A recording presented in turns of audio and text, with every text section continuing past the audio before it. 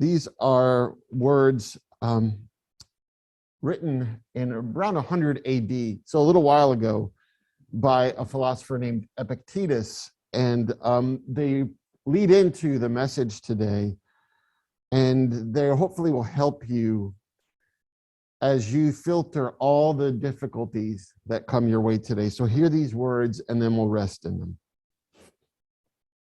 Some things are in our control, while others are not. We control our opinion, choice, desire, aversion, and in a word, everything of our own doing. We don't control our bodies, property, reputation, position, and in a word, everything not of our own doing. Even more, the things in our control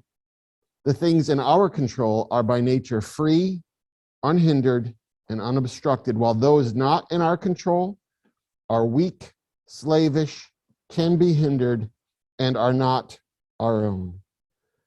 Begin to rest in what is yours and what is not yours.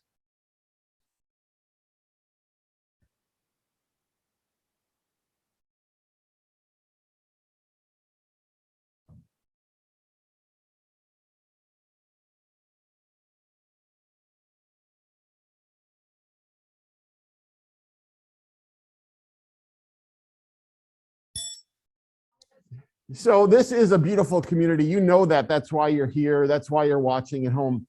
And we often forget, I think, the built-in challenges of the philosophically and theologically diverse community that we are a part of here. One of the strengths of this community is that we don't have to agree on the big things. We can agree on how we treat one another, but what we believe in our core, we don't have to convert one another to that belief. And that was different for me because I grew up in a religious environment where the idea was everyone is welcome, but eventually we want them to think what we think and believe what we believe. And our strength here is that we have an acceptance of one another. We have a respect for each other's stories, right? We have an intentional effort not to convince someone that we're right and they're wrong. And we have a real desire in this place to coexist with a vast spectrum of worldviews. We are built on the very idea that we have this individual journey that Matt is on, that Sally is on, that I'm on, that Cindy's on. And we take these journeys and we take them to individually. I can have very different views than Cindy, but ultimately we also do this work in community, and that's a beautiful thing. And I think we get blind to it. I think we forget that we're here every Sunday and we get to be in a place where we are seen and heard and respected. And for a second, I just want you to feel the gratitude of that. And what's interesting about this community to me is that because of that, when it comes to ideas and words and vocabulary that used to be religious, we often vary greatly, right? Some of us in this room, we come from a very rigid religion in our past. And some of us have now rejected it outright. Some of us have a tenuous peace with our former tradition, and we still have parts of it that we love and find meaningful, and some of it we don't want anymore, right? And some of us, we have moved on, but we carry some of the stuff from that religion that we will probably never shake. I was just talking to a friend, and we grew up in a very similar church experience, and he said, John, you know, this guilt I've got, it's with me for life. And I realize that's true of me. I'm always going to be sort of responding to what I heard or was taught when I was younger.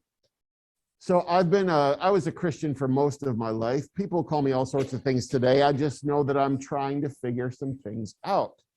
But on much of my spiritual journey over the past few decades, I've wasted a lot of time and energy on the wrong question about the things that burdened me. The wrong question about the things that burdened me was the question of why. I used to always ask, why this suffering? Why this violence? Why this ugliness? And the question of why was an occupational hazard of believing in God for me, or at least in believing the God of my tradition, because my tradition told me that there was a God who was in charge. And that tradition told me that this God had a plan. And this tradition told me that everything that happened could be directly or indirectly related to that plan that God had. And it's where we had the phrase God's will. You may have heard that growing up. Well, this is obviously God's will. And I began to look at the horrible things happening, and I would see people's cruelty and injustice and racism, and I would say, tell me how this is part of God's plan, and if it's not God's plan, then what are we going to do if we can't do anything? People would say, everything happens for a reason, John. And I would respond like that. I would say, wait a minute, everything happens for a reason? That means when I got a brain tumor, there was a reason for my brain tumor? That meant when someone died in a car accident, there was a reason that they died, outside of just the drivers? When someone got divorced, that was a reason beyond those people that it happened. And what happens is when we believe that, right, we have to then start to psychoanalyze God. I started to say, okay, let me figure out what God is trying to say in every situation. And I would get someone like Pat Robertson who would say, that hurricane, God is teaching a lesson to this geographic area because of their support of LGBTQ people. And I had a real hard time with that God. And that's why I asked you about your tradition, because I don't know how much of this stuff you still have inside you. Karma, everything's going to come back around to you, right? Or justice is going to prevail somewhere, or they're going to get theirs. I don't know if that's there, but I know for me, the idea of the question of why suffering and why hatred made everything difficult for me, because I began to over-spiritualize every moment, every decision, to figure out the meaning of it, to try to find in this chaotic haystack of life the needle of God's will. And I finally let go of the question of why regarding suffering and sickness and inhumanity and violence, because ultimately the answers were never going to be satisfactory. Because if I were to give you an itemized list and tell you, we figured out why this discrimination exists, if I were to tell you, this is why the grief is so terrible, if I were to give you a list, the answers would not be sufficient, right? The grief you carry, there is nothing I can fix it with. There is no data that's going to help us understand the hatred of people for the color of their skin, or for the person that they love, or their nation of origin. And so we have to, as people of compassion and empathy, whose hearts are daily breaking, we have to stop asking why. The better question in the face of unthinkable things that burden us is not why, but what now? If I look at the reality in front of me and I survey my choices, suddenly things change.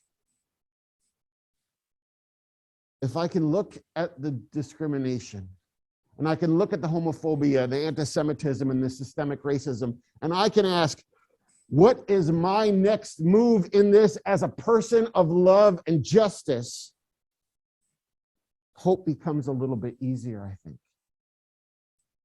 If I let go of the reason something is and simply accept that it is, then my energy can be transformed into how I'm going to respond to what is. So if your heart is breaking about what is, and you're burdened by what is, and you're grieving what is, then you have an opportunity to do something about what is. And I think this is where our working theology, or our practical spirituality, or our tangible morality, I think that's where it is, and how we engage the ugly things of this world with something that is beautiful. So what now? That's the question I ask you today. And I don't even know if you think of yourselves as spiritual in this room. That's the cool thing about this community. Some of us are religious. Some of us are spiritual. Some of us are atheist, agnostic. Some of us are a mutt like me, a spiritual mutt. But I think the most beautiful spiritual question is, what now? What am I being called to do and speak and give into this moment? But before we can answer the question of what now, we have a more important question to answer first. And that question is, what is mine to carry right now? Which burdens or parts of these burdens am I qualified and expected to put on my shoulders? Because you're not required or expected to put them all on your shoulders. You may be familiar with the Serenity Prayer, which comes from Reinhold Niebuhr. And you know the words, but I'll say them again. God, grant me the serenity to accept the things I cannot change, the courage to change the things I can, and the wisdom to know the difference. Serenity, courage, wisdom to accept the things I cannot change, the courage to change the things I can, and the wisdom to know the difference. But there's actually more to this prayer. The next lines say, living one day at a time, enjoying one moment at a time, accepting hardships as the pathway to peace. So this is your job today. Look at the world and the things that burden you and say, what is mine to carry and what is not mine to carry? Author Ryan Holiday in The Obstacle is the Way says, I ask a question, is this up to me? If this is up to me, then I get to work on it. If it's not up to me, I'm not going to waste my time and energy stressing about it, worrying about it, because that only takes time away from what is up to me.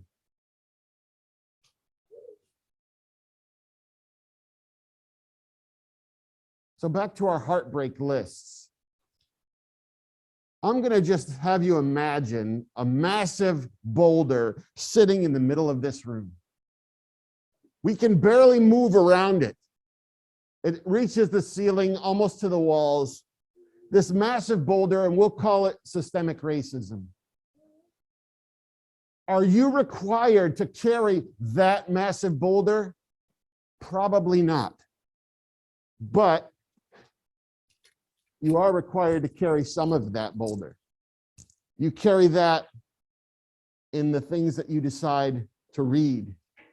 You carry systemic racism, you're part of it in the conversations you have with people who you know and love, who may not see things accurately.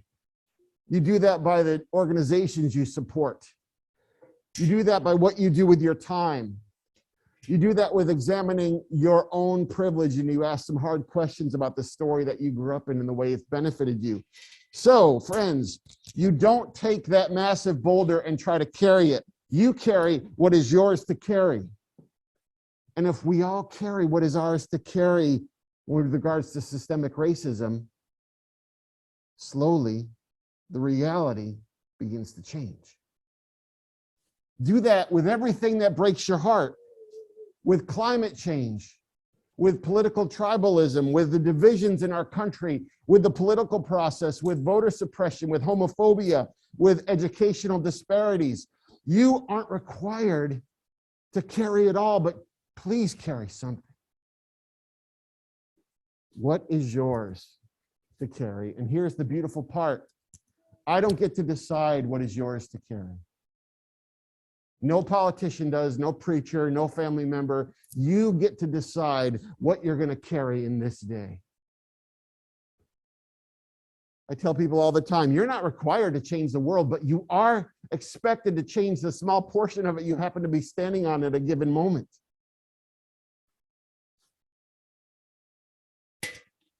I can only ask, when I'm faced with a reality in front of me that disturbs me, what now?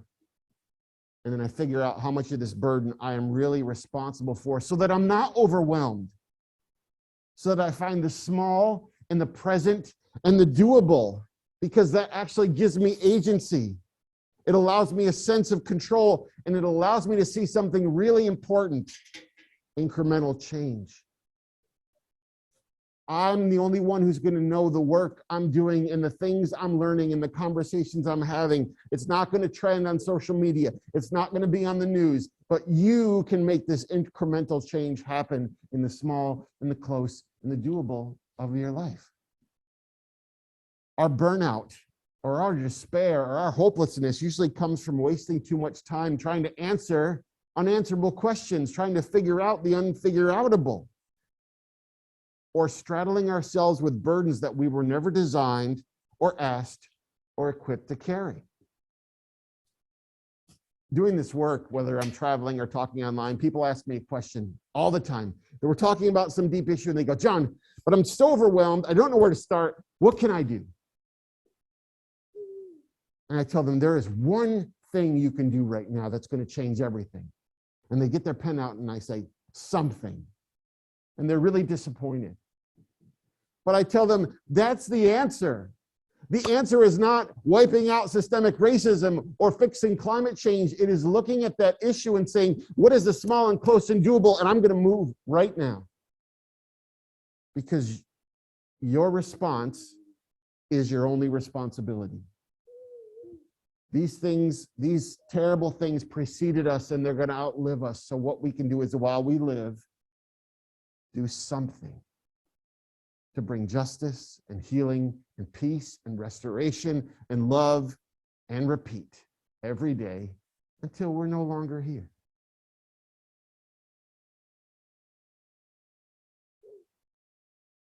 So I don't know if there is a God, what that God's plan is anymore. Here's what I know.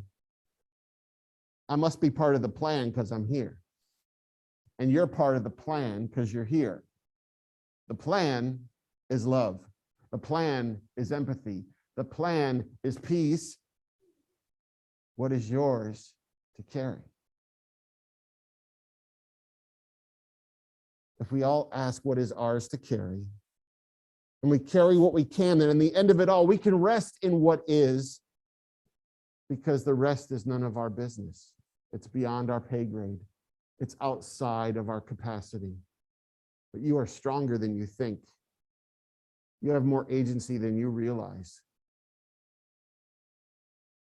Whatever burdens you, carry some of it and drop what's not yours.